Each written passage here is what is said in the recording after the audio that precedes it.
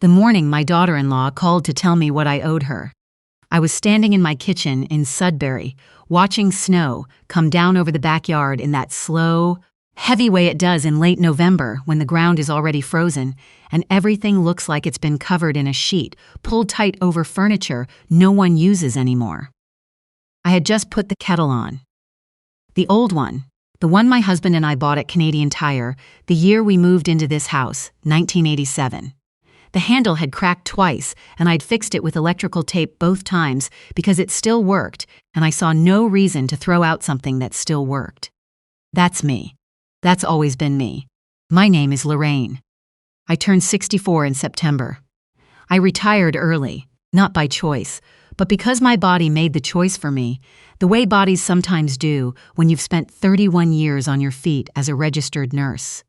The arthritis in my hands got bad enough that my supervisor and I had a long, careful conversation in her office with the door closed, and 2 months later I had a pension and a lot of time I didn't know what to do with.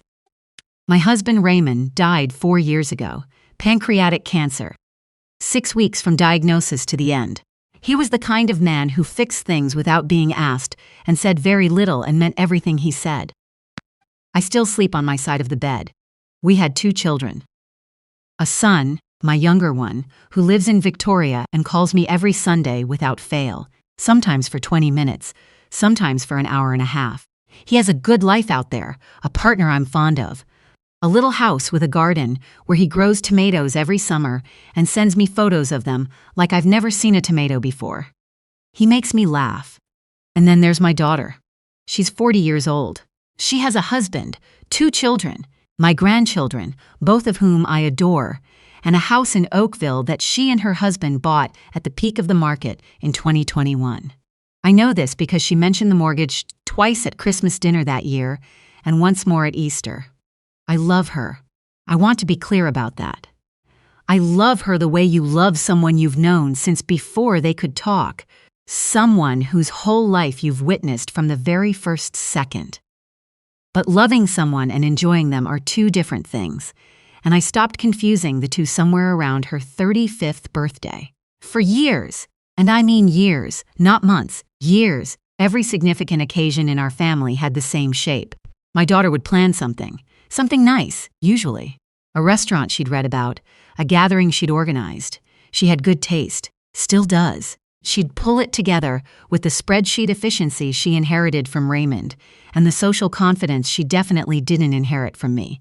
And then, at some point before the bill arrived, there would be a moment, a kind of pause in the conversation, and eyes would turn toward me, not cruelly. That's important to understand. It was never mean-spirited in an obvious way. It was more like it had simply been decided, somewhere above the level of my awareness, that this was how things worked. Mom pays. Mom always pays. Why would this time be different? I paid for my grandson's birthday dinner at a steakhouse in Burlington. 14 people, including my daughter's in-laws, who I'd met twice. I paid for Easter brunch 2 years running at a place in Oakville where the Eggs Benedict cost $22. I paid for my daughter's anniversary dinner for her and her husband because she'd said, laughing, "You know you're the only one who can actually afford to take us somewhere nice, Mom." I'd laughed too at the time. I paid, and I smiled, and I went home and I sat in my kitchen, and I looked at the table where Raymond used to sit, and I thought, he would never have let this happen. Not because he was harsh, because he had a clear sense of what was fair, and it made him quietly immovable. The kettle clicked off. I poured the water over my tea bag, and I stood there and I thought about all of that, the whole long list of it. The steakhouses and the brunches and the anniversary dinner and the birthday parties. And I thought, I am 64 years old. I am not a bank. I am a person. The phone call came on a Tuesday. My daughter-in-law, I'm going to call her that because that's what she is. My son's wife's sister had married my daughter's husband's brother. It's complicated. The point is, we are technically family. Called to tell me that the family Christmas dinner this year was going to be at Canoe, the restaurant in Toronto, the one on the 54th floor of the TD Bank Tower. I knew Canoe. Raymond had taken me there for our 25th anniversary. It was the kind of place where the menu doesn't have prices on the women's copsies, or at least it didn't used to.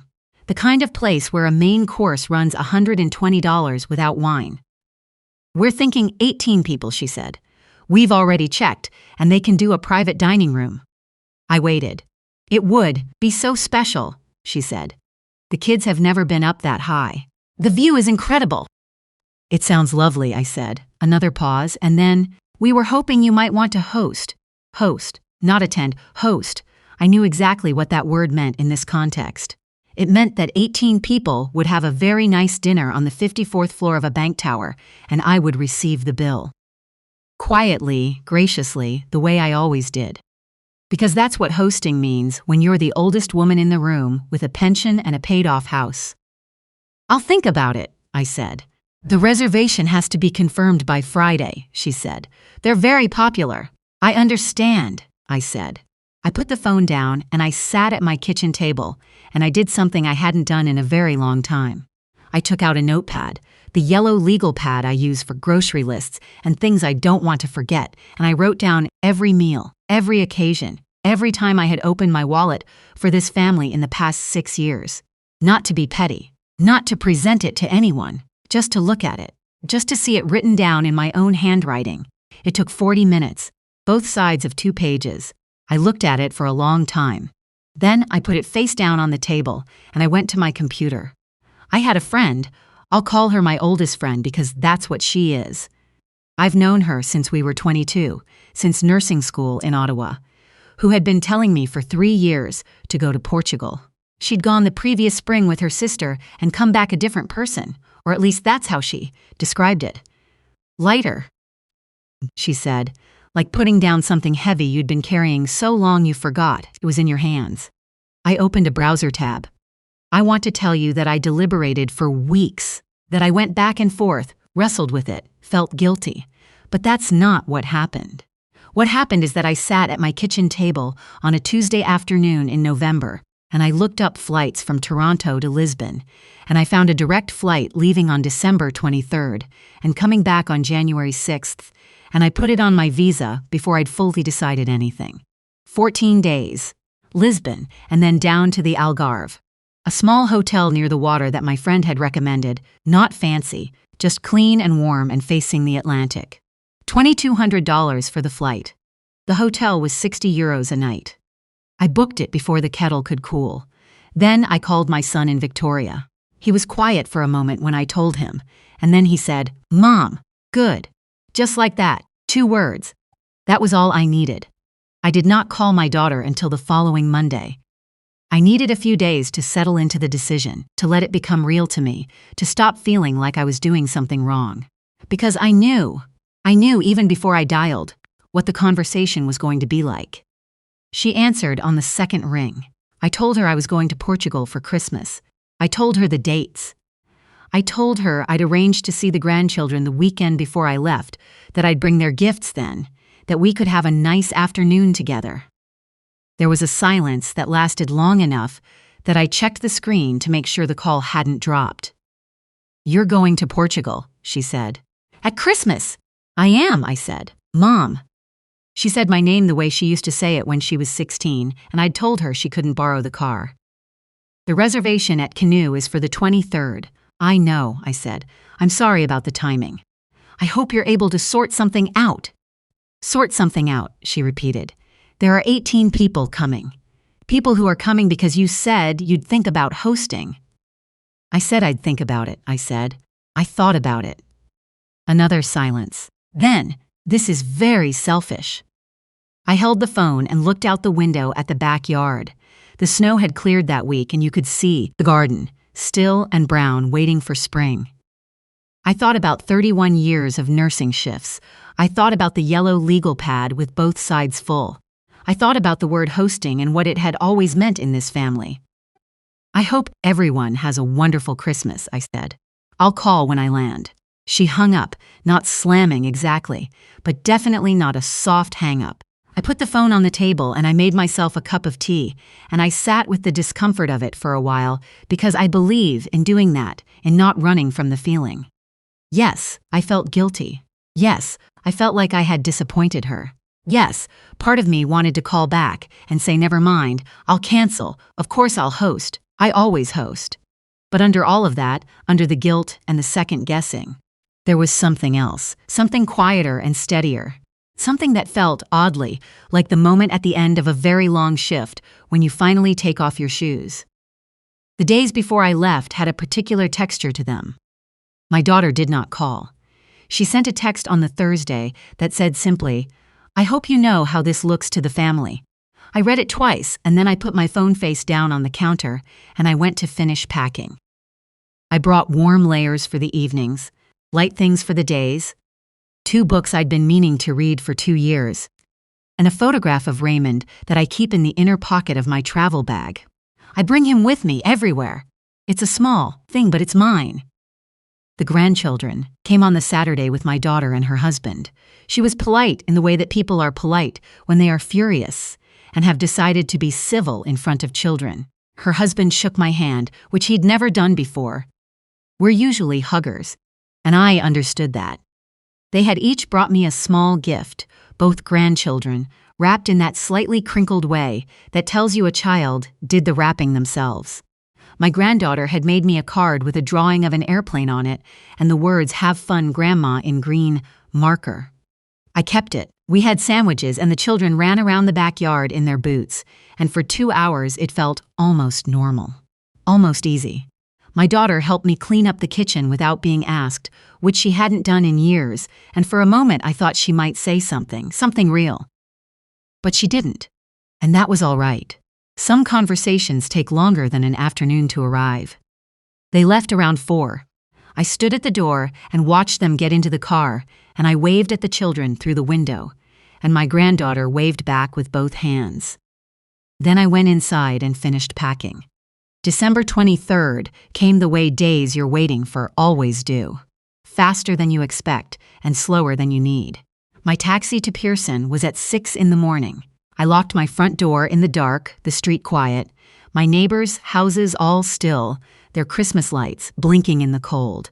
It was -12, and my breath came out in clouds, and the taxi driver was a cheerful man from somewhere outside of Ottawa who told me he loved the early shifts because the roads were empty. He asked where I was going. "Portugal," I said. "Lisbon?" he said. "Lisbon first," I said. "Then the Algarve." "My cousin went to the Algarve," he said. He said it was like being in a dream. The flight left on time. I had a window seat. I watched the lights of Toronto fall away below me, the grid of streets I'd spent most of my adult life driving, and I felt something shift in my chest. Not grief, exactly. Not relief, exactly. Something between the two. Something that felt like exhaling after holding your breath for longer than you realized. I want to tell you about something that happened on that flight, because it matters to this story. I was somewhere over the Atlantic, maybe 6 hours in, when I opened the travel bag to get my lip balm and my hand closed around an envelope I hadn't put there. Small, pale yellow, my name on the front in handwriting I recognized immediately. My son. I opened it carefully, the way you open things you want to be careful with. It was a card, one of those plain white ones from the drugstore that he'd filled with his small, precise handwriting. He'd always written like Raymond. Neat columns of letters.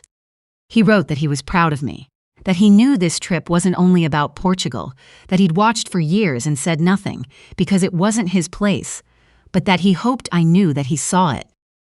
What I gave, what I kept giving, and how long it had been since anyone had asked what I wanted. He wrote, "You always said Dad had a way of being very still in the middle of things. I think you do, too. I think maybe it's time to be still somewhere beautiful." I read it twice. Then I folded it and put it back in the envelope and looked out the window at the clouds below us, white and flat in the early morning light, and I let myself cry for a few minutes. Quietly. Not sad crying. The other kind. I will tell you what I found in Portugal, because I think you need to hear it. I found mornings. That sounds small, but it isn't. Or at least, it wasn't to me. In Lisbon, I woke up the first day not knowing where I was for a full 10 seconds, and those 10 seconds were the most peaceful of the past 4 years. I lay in the white hotel sheets and listened to the sound of trams going by in the street outside, and someone speaking Portuguese in the corridor, and I thought, no one needs anything from me right now. No one in this city knows my name. I can simply be here. I walked everywhere. I climbed the hills, and if you've been to Lisbon, you know the hills. Slowly, stopping often, my bad knees minding the cobblestones. I ate pastéis de nata from a paper bag, standing outside a bakery in Belém. I sat in a churchyard for an hour just watching pigeons.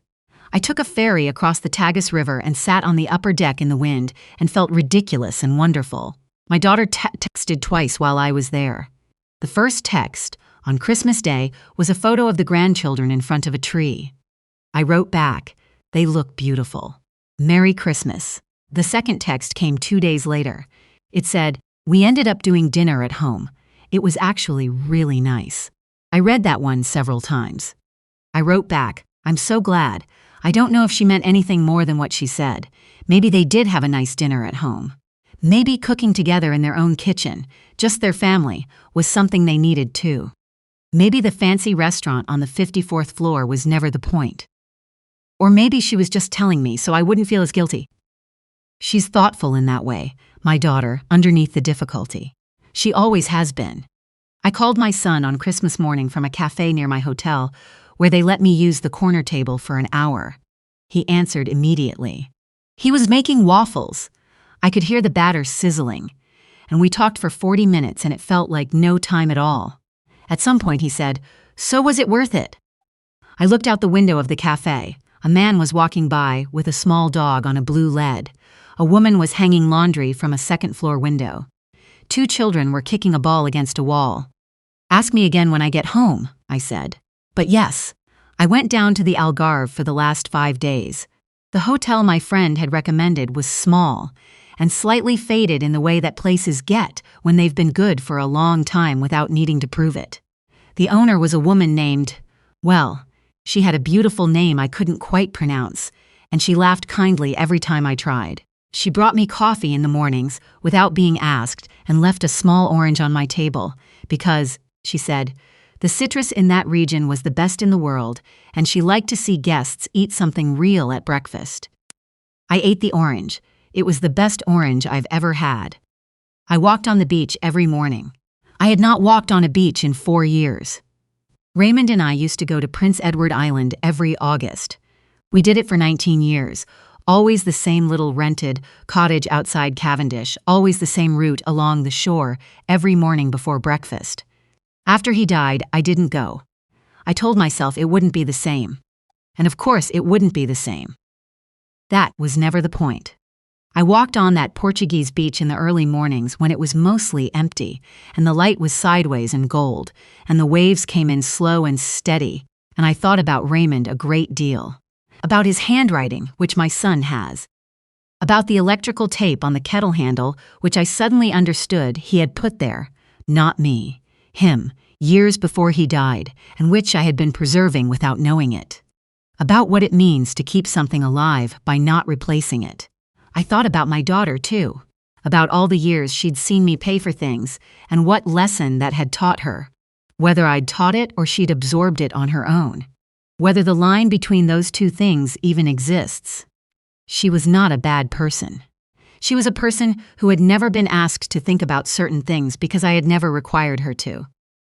I could be angry at her for that, or I could accept that some of it, not all but some, was something I'd built over a long time with my own hands. On the last evening in the Algarve, I sat on a low stone wall near the water and watched the sun go down into the Atlantic. The sky went orange and then pink and then a deep, dark violet that seemed to press down against the water. A few other people stood nearby, watching, the way people do in the presence of things that are too large to look away from. I thought about my daughter's text. It was actually really nice. I thought about my son's card. Be still somewhere beautiful. I thought about the yellow legal pad, face down on my kitchen table. All those dinners, all those occasions, all that money spent in the direction of people who loved me in their way and couldn't quite see me. I thought about the moment I'd put the flight on my visa, the click, the confirmation email, the slightly dizzy feeling of having done something that couldn't be undone. I was glad for that feeling. I was glad for all of it. I flew home on January 6th. The taxi driver who picked me up from Pearson was tired and said almost nothing, which suited me. It was cold again, proper Ontario January cold, the kind that gets inside your coat before you've made it 5 steps. My street was quiet and gray in the afternoon light. I unlocked the front door. The house was exactly as I'd left it. The kettle on the counter, the yellow legal pad still face down on the table. I picked it up, and I looked at it one more time. Then I put it in the recycling bin. I made tea. I sat at the kitchen table. I could hear the furnace run, that low, steady hum, and the sound of a car going past outside. My phone buzzed. A text from my daughter, "Welcome home. Can we talk sometime this week?" I held the phone and looked out at the backyard, still brown, still waiting. Another few months, and I'd be able to plant something. I wrote back, "Yes, I'd like that." And I meant it. Not the way I used to mean things, carefully, braced for disappointment, already accounting for what it would cost me. I meant it plainly. I meant it as myself. That's the thing about putting yourself back in the picture. You don't do it instead of loving people. You do it so you have something real left to give. The kettle was still the one from Canadian Tire. The electrical tape on the handle was still Raymond's. The kitchen was the same kitchen it had always been. But sitting in it felt different now, steadier, cleaner, like furniture rearranged in a room where the light finally reaches the corners. I was home, and for the first time in a long time, that felt like enough.